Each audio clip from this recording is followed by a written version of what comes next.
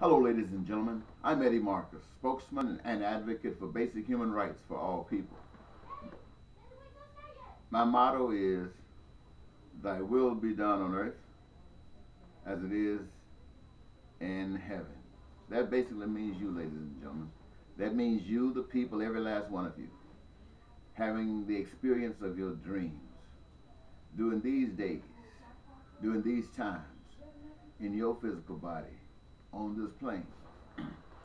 Now, I've asked that you would consider making me the next president of the United States as a write-in candidate.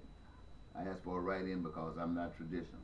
I'm not catering to particular parties, nor am I catering to any particular interest other than that of my own, in hopes that there might be those of you who are out there in agreement with it. There have been 99% of you who have been occupying spaces, calling yourselves representative of those who have been defeated or neglected by the parties that have been in representation.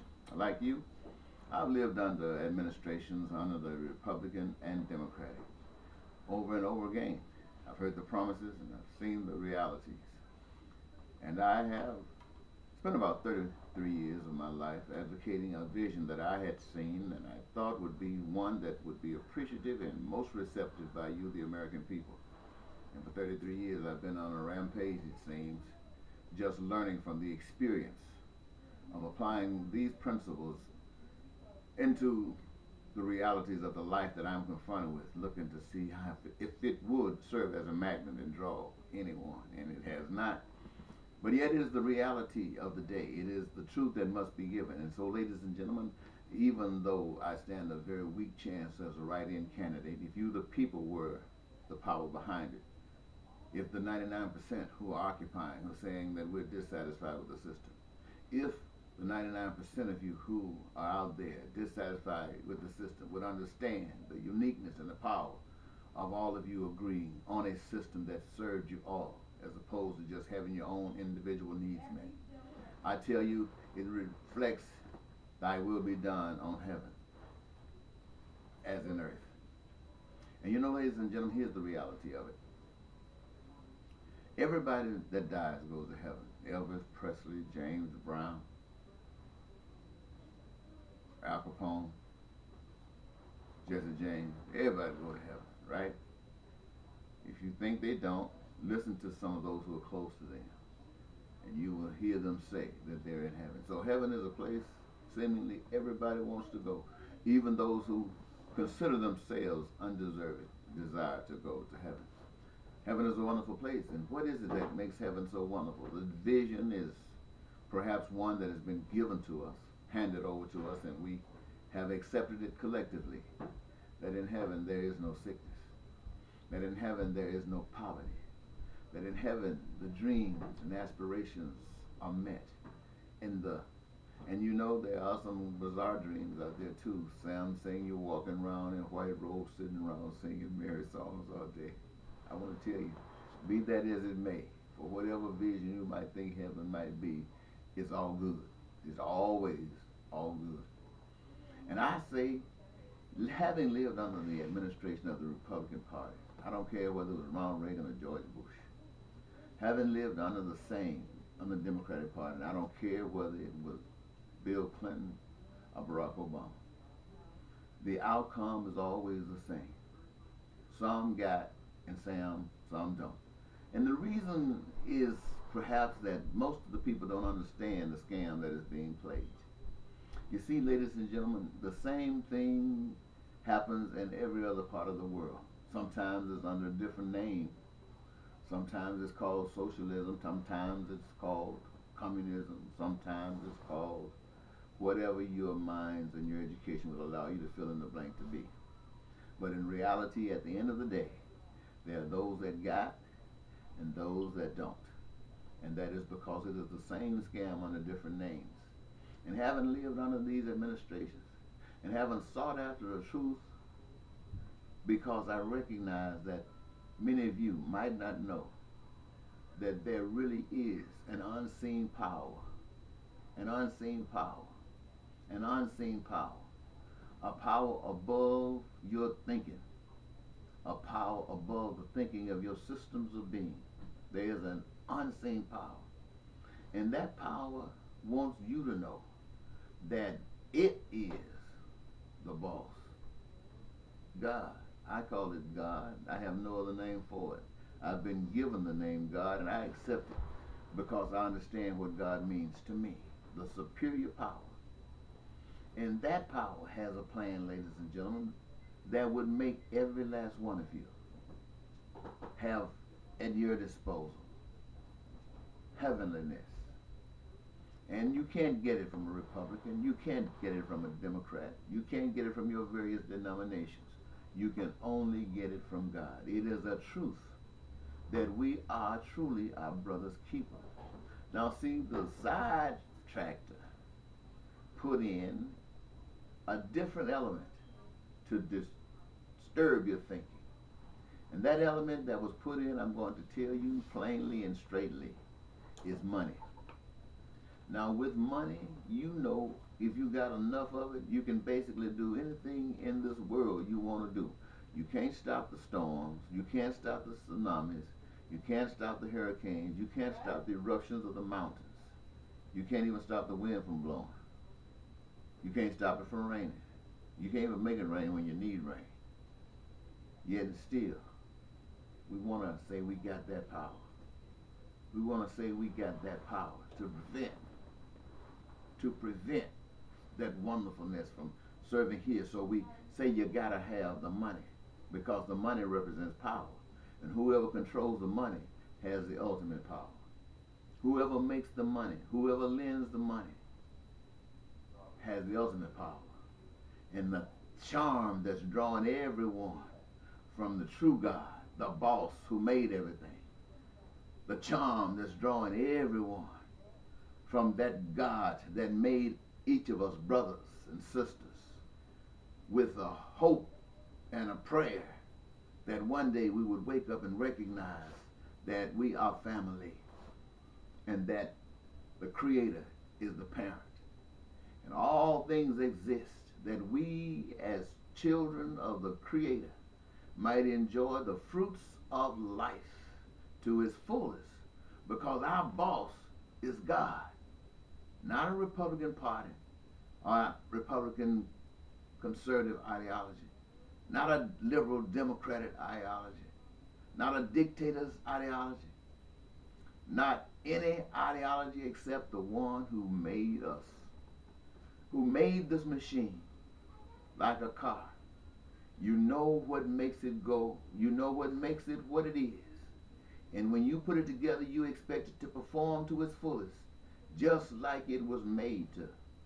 And if there's a failure someplace, bring it back to the shop. Bring it back to those who are trained to put it back together, and it will perform just like brand new. We, the people, are the machine. And we were made to flow in harmony, just like anything that works. And all of the things necessary, all of the ingredients has been provided by that power, that unseen power, that the Republican Party, the Democratic Party, who have adhered to a way of doing business that says, give me the in God we trust. And we compete for it. We allow one time what we said we would never. We allow gambling. We allow prostitution. We allow war, terrorism. We allow prisons to overflow. We allow all these things to occur, all in the pursuit of money.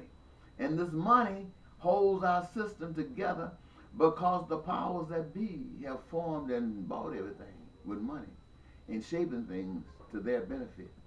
And while for all over the world people are dying because of these failed systems, yes, ladies and gentlemen, I ask you to write me in as your next president of the United States, but one who wants to represent thy will being done on earth as it is in heaven, where there is no more poverty. You see, in heaven there are no poor. And just as there isn't the existence of poverty, there is not the existence of billionaires. Neither one has any place in heaven, and neither one of them has any place amongst men, because where poverty exists, it indicates a failure of man to observe the principles of Almighty God. And wherever billionaires exist, it reflects the same thing, where men have failed to observe the principles that are a replica of our false God. And so I am not expecting anything different from Republicans or Democrats or anybody who was talking about anything other than thy will being done on earth as it is in heaven, where there is no poverty, where people recognize that it's an unseen power that is responsible and is truly in charge here. We have to respect that. And in respecting that, we respect the creation. We respect the earth. We respect the elements. We respect one another, human beings. And we honor one another as brothers and sisters, working together for a common cause. And that cause is to create an abundance of those things that we have considered essential for the peace, the prosperity, and comfort of human existence. That we guarantee that to ourselves and guarantee it to one another as an expression of our understanding of our Father. Now, I know you have not heard this conversation, you never heard it from a politician, and you don't hear it from your preachers. And I want you to understand why. You don't hear it from them because they were not given the message. What you have heard is what they have given you. And what you have accepted is what you have been given. I come to you with a brand new message. I come to you with a challenge. I know that wherever you are, that's where you are. But I want to cause you to come a step higher out of where you're at. I'm going to ask you to stand up and represent true brotherhood. Represent what you are trying to tell other nations to represent to their people. You represent that to one another here in the United States of America. You take that which charms us from the Almighty God, which is money. It has no place in our society. Now, I know for me to say that is like telling all the Europeans to go back to Europe and all the black folks to go back to Africa and all the Asian folks to go back to Asia. I know it's like saying that to you. But the truth of the matter is, ladies and gentlemen, you do not need it. The thing that causes people to work are these. First, they got a gift. They got something that burns them inside that they want to do. They're not just here. Some of them you say are not doing anything. And that's because there's so many obstacles that are there to prevent them from doing what they want to do, what they were made to do. Remove those obstacles and you will find that everybody is willing and graciously happy to contribute. That's one. The other is this. We have the power and all of the ingredients to achieve all of these things. And all it takes is the will. A will. Now, for those of you who have not had the generating factors that will cause you by this day to have created the will, it is incumbent upon those who are the Meshach, Meshachs, and Abednego, those are Davids and Daniels, to rise to the occasion, so that those who believe that money is the way and that having money is God's blessing you can see that having the need of a place to sleep, the need of a dwelling, the need of food, the need of an education, the need of health care, the need of leisure that brings comfort to life, and the gifts to create a manifestation of it, those are the two main ingredients for the production of everything you need. And you don't have to have credit. You don't have to take out a loan. You don't have to pay interest. You don't need an IRS. You don't need an International Monetary Fund. You don't need these world centralized banks. You don't need anything like that.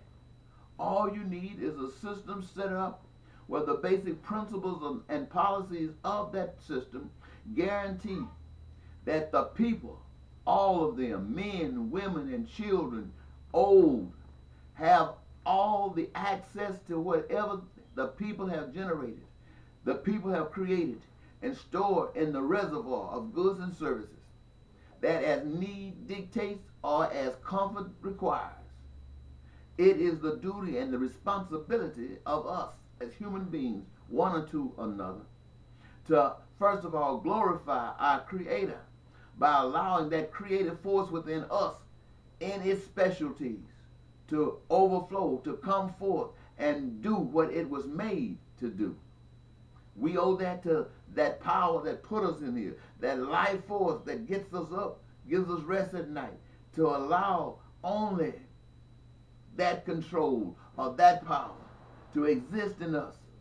And as we do so, it works like a hand in a glove. It works like the completion of a puzzle that creates the goods and the services. And by allowing the Spirit within us to create these things, we, by the power and the glory of the Almighty Father God, have built those things that are so common amongst us. That power that made us knew what would be coming amongst us, gave us the gifts and talents to go out and take from amongst the other resources of the land and create to meet those needs of us all, that we might be able to glorify in the highest form always that power. That's what I want. And I want people who want that to go to the polls and write that name, Eddie Marcus, on that ballot. Say that you are committing yourselves to be an instrumentation whereby that peace, whereby that prosperity, whereby that joy might manifest itself in these days and in these times, because you have come into an understanding that a scam is a scam. And a scam is known by the end results. And if its end results bring something less than that which is desirable to any of those that it affects, then that existence is a scam. It is empowered by a scammer, started by a scammer, and empowered by those who are complacent to it, either because they're ignorant or they just don't want to rock the boat. But there comes a time when that unseen power reveals itself to some of us. And to those of us, that is our burning bush. It is an indication that that power is more powerful than any power that we can identify with our senses. And we must stand for representing that power, by representing that which is commonly good to us all. Now, I talked a little bit longer than I had planned to, and I haven't said anything different than what I said yesterday or the day before. The focus might have been geared just a little bit different, and I'm here because it must be heard. And you know, don't think about this too long. Let me tell you how I can win. The church knows that what I've just advocated is what they understand that God is about. Now, they haven't been taught that that stuff can happen. They've been told you have to die in order for that to happen. And I'm saying to you, how can anyone who knows that there's a God, who knows there's an unseen power beyond all of this, who knows that that power accepted us out of all the junk and filth that we ourselves have been in, that power will want us to be fearful and bend obediently to systems that does not allow the love of God to flow. How can any of us submit ourselves to such a system? I suggest that no one No one who's truly led by the Spirit of God can. And they will be known by their resistance, not by their cunning, not by their conniving. No, they are the lights of the world.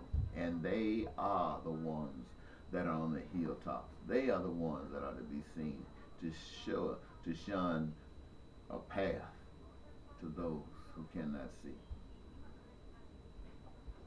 So, how can those who have had their homes taken from them, who have been persecuted, how can those who've been living in poverty all their lives under Republicans and Democrats, how can gamblers, how can prostitutes, how can mafia guys who have to murder police, military, how can you submit yourselves continuously to a system that creates the turmoil in the world that we have today, when you have an option to choose peace, to choose life without any of this junk, and to assure that these things happen, you play 100% participation in it, and it's not a hassle. It doesn't take you from your daily routine. It doesn't do anything but make you feel just as important as you are.